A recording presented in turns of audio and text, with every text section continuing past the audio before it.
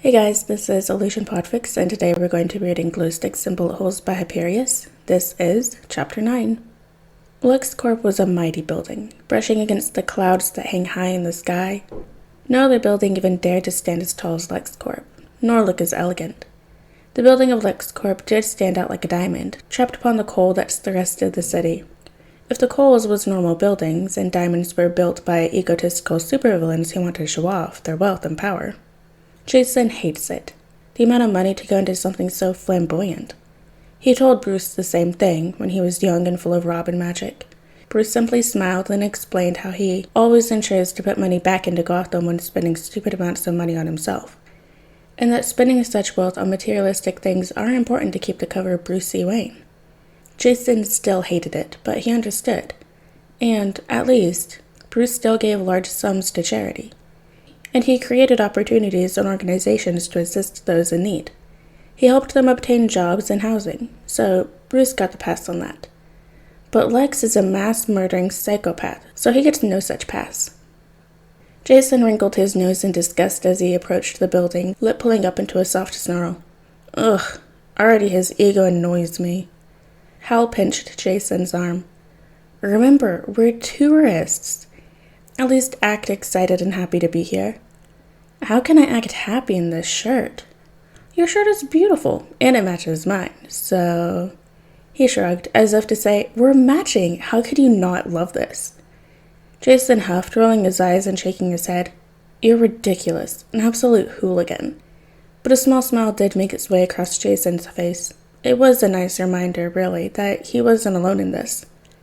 And he had someone who would have his back, someone he can rely on and trust. He wasn't alone.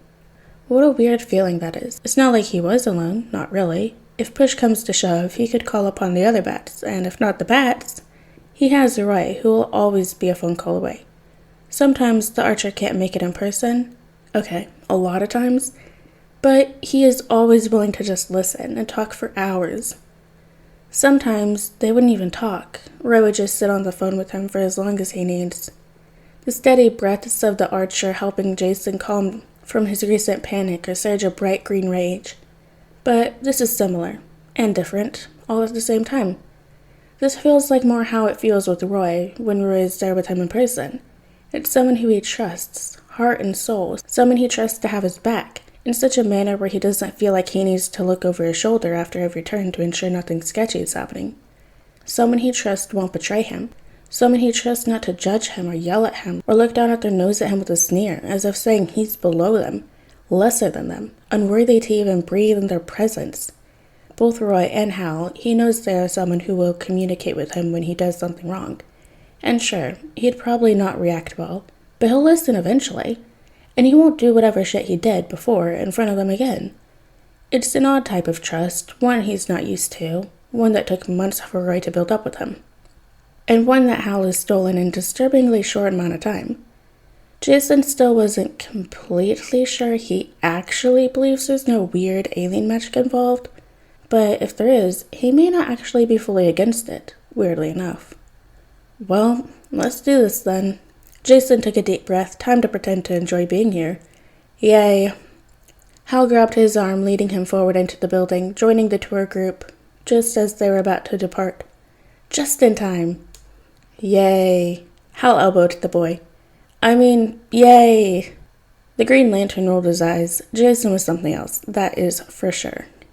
The tour guide smiled, starting his spiel as he began to lead the group through the hallways and into the bowels of LexCorp. Hal and Jason stayed near the back, keeping an eye out for any locked doors or maybe even a secret room. Now we're entering the, as we call it, hallway of labs. Most of the scientists work in this wing. The tour guide opened a doorway leading to a maze of hallways and rooms. Jason knew they wouldn't be seeing any of the real important stuff, but it's still nice to know where this is. When they came back at night, they'll know exactly where to go now. And looking over at Hal, Jason could tell by the spark in his eyes he has the same idea. The guide led them a tad deeper to an open doorway, where they could look in and see scientists at work. Today, these scientists are working on a new medicinal herb that would stunt the creation of wrinkles. So it's a natural medicine to keep people from getting wrinkles? An older woman piped up, intrigue plain as day on her features. Yes. Well then, when is it on the market? The statement was followed by scattered laughter that Jason was certain wasn't genuine. He rolled his eyes. If someone was to put shit on their face that was made by Lex Luthor, of all people, then they deserved whatever horrible thing they'd eventually happen to them. Stupid civilians. Hal looked around, peeking into the room with a little hum. He personally liked his wrinkles. He's excited to be an old grandpa, if he lives that long. But he supposes that may be why he likes his wrinkles. It's a reminder of how long he's lived doing what he's done. The tour guide caught everyone's attention again. Moving on, we will be heading towards the conference room. If we're lucky, we may even see Mr. Luthor working today. Hal and Jason shared a look. They most definitely did not want to see Lex Luthor. But also, they definitely do want to see him for the mission, especially if they see Black Mask there with them. Just seeing the two of them together, it'll be all the damning evidence they'd need, Jason thinks. So, okay, maybe he does hope they see Luthor. But he hopes Luthor won't recognize them, or more specifically, Hal. He doubts the man will, but he's also not naive enough to think a mad genius like Lex Luthor hasn't figured out half the League's secret identities yet. Well, guess they'll see. Mr. Luthor. Bruce Wayne greeted the man with a small smile, obviously fake to someone who knows him well, like Clark, but genuine enough to someone like Luthor. It's an honor to meet you. Lex took Wayne's hand, matching a smile on his face. The honor is mine.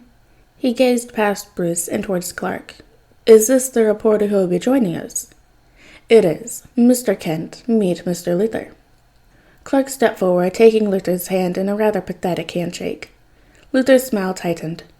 And this reporter is your go-to? Yes, he often accompanies me. I'm a fan of his work. I've read it. He often reports on Superman. I hear you're close friends with the hero. A sheepish look crossed Clark's face, and he rubbed the back of his neck.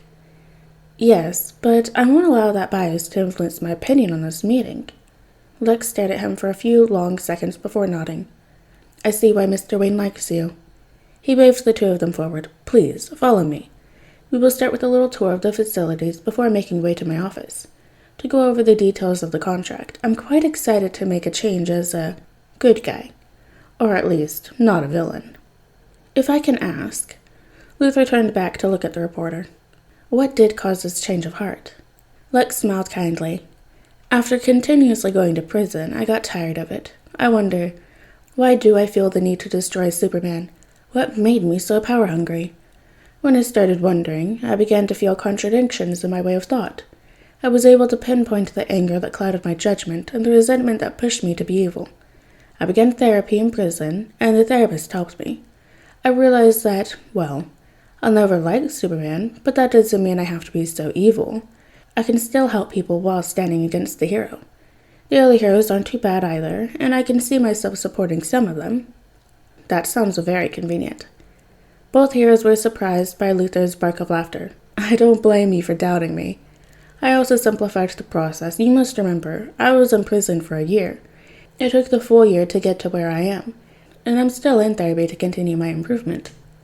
Clark nodded and Bruce's smile widened. It's good to know you're working so hard. I feel we will both benefit from you working with the Second Chance campaign. I do too. If I can get the people to trust me again, or at least trust my company and my products, I'll be able to help them better, which is the goal now.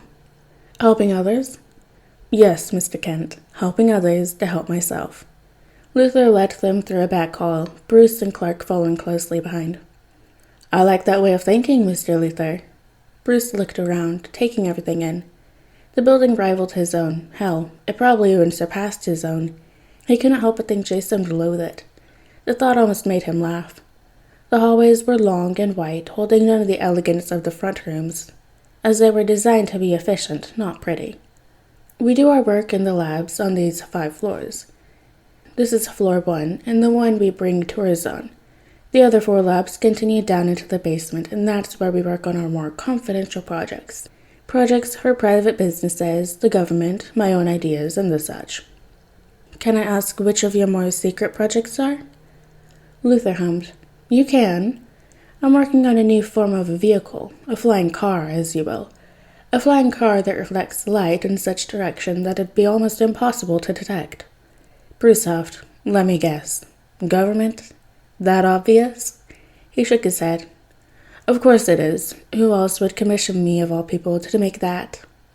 Luther led them through the hallways, taking a right at a locked door. This will lead to my office. Normally, I would go down the main hallway, but there's currently a tour happening, and I, frankly, don't wish to deal with the masses.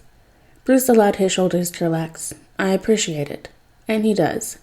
Having to deal with civilians and Luther and everything else at this godforsaken meeting would be rather exhausting. Because, of course, the government has Lex creating a vehicle that would give them near invisibility. And fly. Now that he thinks about it more, though, it could be the real reason Luther was released from prison so early.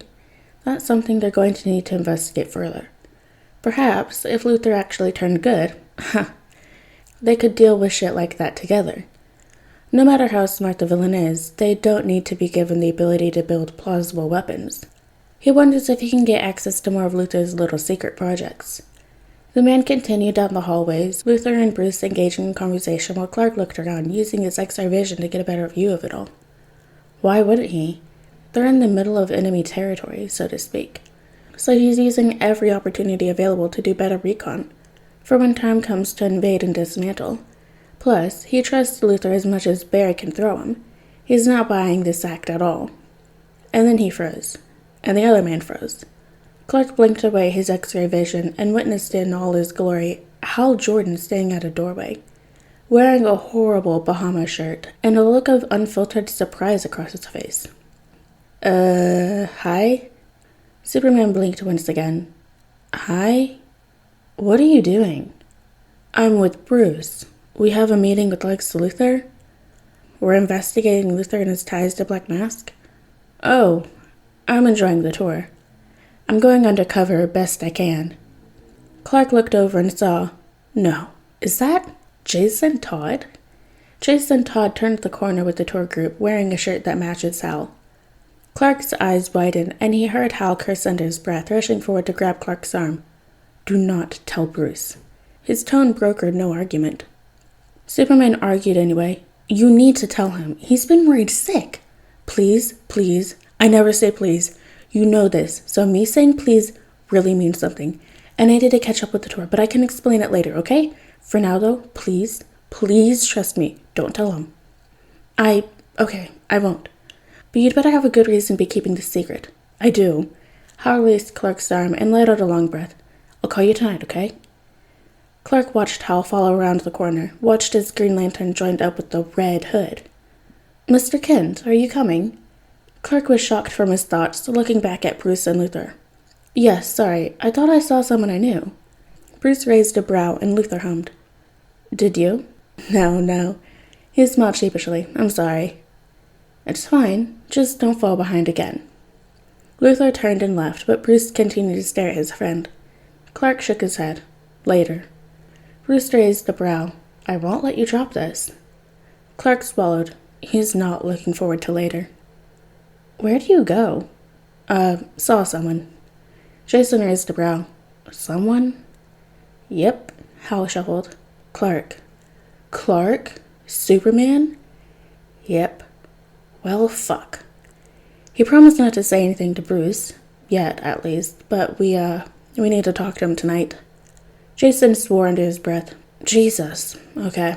He jumped when he felt Hal's hand on his shoulder, and saw the other hero smile at him. Don't worry, even if he ends up telling Bruce, I won't let anything happen to you, okay? You don't have to do anything you don't want to do. Behind the smiling face and Bahama shirt, there was a determination in Hal's eyes. A determination that made Jason's muscles relax because, damn, yeah, he trusts Hal when he says that. He trusts Hal to have his back. Okay. Hal gave his shoulder a little comforting squeeze. Let's finish up our tour and then head for tea. Wow, that actually sounds really, really nice. Wait, you don't like tea? Hal shrugged. I know. Alright guys, and that is the end of chapter 9 of Glowsticks and Bullet Holes by Hyperius. I hope you guys liked it, and I'll see you next chapter.